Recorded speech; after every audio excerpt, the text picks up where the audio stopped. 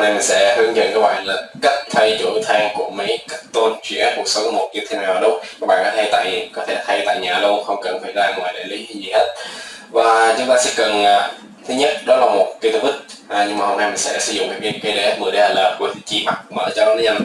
Và chúng ta sử dụng một cây vít dẹp này và một cặp chỗ than chính hãng của Thermaltita. Tại vì những cái dòng máy cắt tôn này được sản xuất tại Nhật nên cái chỗ than nó đều là sản xuất tại Nhật luôn, nên các bạn lưu ý chúng ta mua hàng chính hãng về để giúp cái máy chúng ta hoạt động mạnh mẽ. Và sau phần đuôi nó sẽ có một ốc và chúng ta sẽ mở ốc này ra đó, và chúng ta sẽ rút cái phần đuôi ra này. Và cái phần chứa cho than đó là phần ở dưới và phần ở trên này.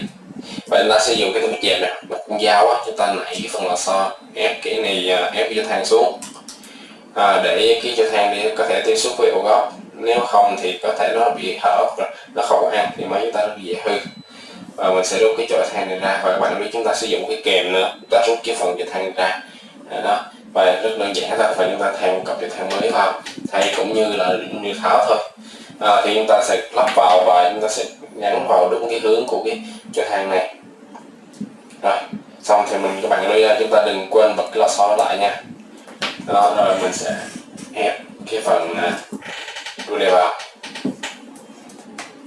đó. Và mình sẽ sử dụng con ốc này mình gắn vào cái đuôi và mình sẽ bắt nó lại.